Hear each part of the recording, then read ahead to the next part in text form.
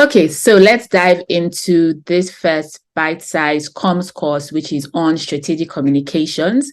And in this video, I'm going to talk to you about the mindset of a strategic communicator.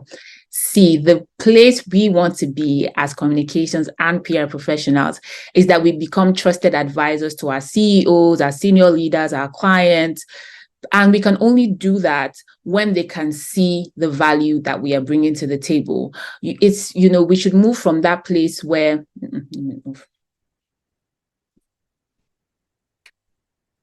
okay, so let's dive into this bite-sized comms course on strategic communications. And in this first video, I'm going to be talking to you about the mindset of a strategic communicator. Look, the place we need to reach as communications and PR professionals is that we become strategic advisors to our senior leaders, our clients, the CEOs, the executives.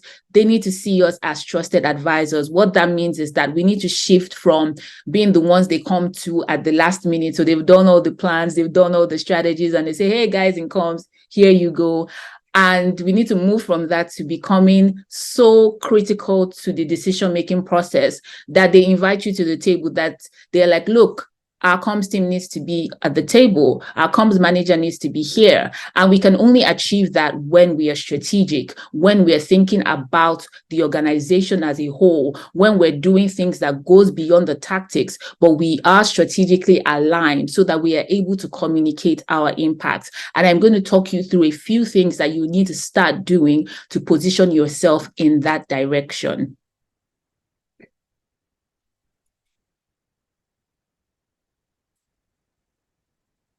The first thing is that you need to have a solid understanding of the organization. Look, this is a non-negotiable. You cannot be working in an organization, handling comms for an organization, and you don't thoroughly understand what that organization does. In my career so far, in the years that I worked as a consultant, what I loved about it was that I got to understand a diversity of sectors and a diversity or a diverse range of organizations, because I literally threw myself into the business of the organization. So it wasn't about, oh, Adedoyin, this is what we want. We want to do media relations. We want to do an event. We want to position ourselves in this way. We want to build thought leadership. It wasn't about that.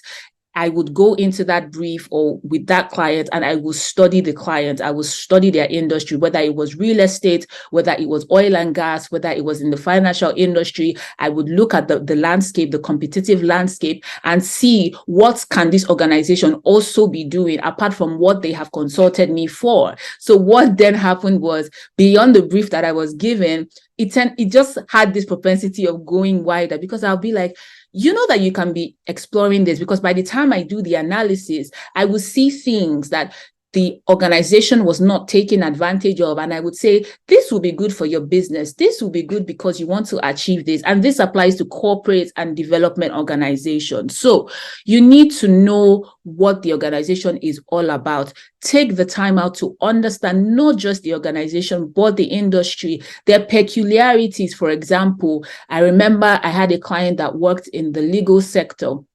Now, the legal sector has certain limitations, or should I say constraints, with regards to how they communicate their services. They're not allowed to outrightly advertise. So we needed to be more creative. So you need to understand the industry just as well as you need to understand the organization. So these are the things that I want you to think about. How does this organization make money? And if it's not a for-profit organization, where is money coming from? Is it coming from donors? Is it coming from institutional funders? Is it coming from who? Who is the money coming from, or where is the money coming from?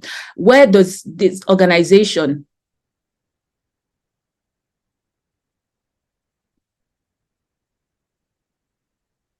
if it is a non-for-profit, you need to be looking at where this money is coming from. Is it coming from donors? Is it coming from institutional funders? Money is coming from somewhere. Where is it coming from? You also need to understand what each function contributes to the success of the organization. Another gap that I see a lot with comms teams and comms people is we're not yet working cohesively with other departments in the organization. The truth is that every single department and function needs comms. But if we do not understand their function, if we do not understand their role, if we do not understand what they are contributing to the organization, it's going to be a bit difficult to see how we can collaboratively work with them to use our skills as comms people to help them achieve their own objectives, which ties into the overall objectives of the organization. You need to be thinking about what the value drivers are for this organization. And a value driver is activities or factors that contribute to the success of the organization, contribute, for example, to profitability, contribute to reduction of risk or saving money, whatever it is that contributes to business and organizational growth. Those are value drivers. It differs from organization to organization. And if you work in a for-profit organization, you also want to be thinking about the cost structure, because really at the end of the day, when they ask you what is comms contributing to the bottom line, if you analyze the cost structure, you will be able to see, okay, these are things that we can do to contribute towards either the organization increasing its profitability or saving money. It's not just about making money. Saving money is also a metric that organizations look at. So these are just a few of the things that you need to understand. And you can understand these things by just asking the right questions, by being very, very curious. Finance team, people in the accounts team, just asking questions. I'm not asking you to read the account, the corporate accounts or the reports, financial accounts. Although I do suggest when you can go through annual reports, because there are a lot of insights in these reports. But in another video, I will be talking about gaining insights that will be useful for your work. The next thing is that you need to be driven by data and insights. So sometimes when people reach out to me to say, Adedoyin, please, can you look through this comms strategy, this comms plan, to just give us your thoughts? And I look at it and I ask them, what did you base this comms strategy on? What were the insights? And I can tell when there were no insights, or where, a comms plan was created without data, because you look at the target audience, you look at the strategy, you will look at the tactics, and there's such a disconnect. Or sometimes they set a certain objectives, and then I'm looking at the tactics and I'm asking, how will these tactics help you to achieve this objective? These tactics and your objectives, they're just in different worlds. And it is obvious that it's because they didn't use data, they didn't use insights, they didn't do any research or minimal research. To be a strategic communicator, you must work with data. It is so important, especially in this day and age where we're talking about measurement. It all starts with data. It comes from data, and you need to gather insights. Don't make assumptions about your target audience. It's actually very, very obvious when I see a communications plan or strategy where assumptions have been made about the target audience. And you can say to me, okay, Adedoyin, we can't afford to engage, an insights or research organization. You can do polls on social media. You can do little focus groups that just gives you some sort of idea or direction with regards to what is your target audience's pain points, where are they? Another video, I will be talking to you about understanding your audience, but it's very, very critical. If you work without data and insights, you will have strategies that don't help the organization to achieve its goals. And that's why at the end of the day, they'll say, oh, comms, you spent so much money. What was the ROI? What was the value? You do not want this. So please spend time gathering data, analyze that data, and draw relevant conclusions that would impact on your strategy and plan. So sometimes, for example, you may run a campaign for an organization, and this organization believes that its target audience is women from the ages of 30 to 45, for example. But then as you launch the campaign and you're looking at the data, you're looking at the engagement, and you're seeing, wait a minute, we're having young women from 20 to 25 or 18 to 25 who are actually engaging, or maybe more women in that category, either maybe attended the event, either, visit the website more. And that helps you to say, do we need to rethink the strategy that we've adopted or the channels that we're using? So just being able to look at data, being able to analyze, looking at the back end as you're executing, looking at what is available to you in terms of data and insight, even before you create your strategy, can be so beneficial. And it's so, so important for you to do. Now, the next thing is you have to be someone who is intentional about creating value. I'm so tired of hearing people say, oh, what is comms bringing to the table, what value is comms adding, but I don't blame them. I don't blame them because the professionals that work in this organization or work with these clients haven't really shown the value. And if you want to make a difference to any organization or any client, you need to add value. And this is how you add value. As I said at the beginning, when you have an in-depth understanding of the business, you'll be able to add value. You'll be able to see gaps. You'll be able to see things you can build or improve on. You should also be able to properly analyze trends and their impact, what is happening within the industry. So you remember that I said to you that you need to understand not just your organization, but you need to understand the industry. What are the trends? How will these trends impact on our organization, on the products and the services that we have to offer, on the work that we're doing? A lot of countries around the world, there's economic crisis, there's inflation. How is that going to impact on your target audience or your consumers? You need to be able to think about this and look at what impact it is going to have on your organization. Sometimes you may just want to Google 2030 trends. What are people saying is going to happen within the next decade? What are people already projecting about 2025, for example, so that you're also thinking proactively. You have to be able to think critically about what the organization needs in order to move forward. So my organization is based in one country, but we want to spread our footprint within the region. We want to spread our footprint into more countries in the African continent, or we want to spread our footprint globally into the US, into Europe, or whatever it is, or we want to attract a new set of target audience, e.g. we want to attract Gen Zs, or we want to attract, a different demographic, for example. You have to be able to think critically. So I think for me, being a strategic advisor, being a strategic communicator requires critical thinking. And that's why when you're too bogged down with tactical activities, it leaves little or no time to think strategically. And that strategy is where it is at.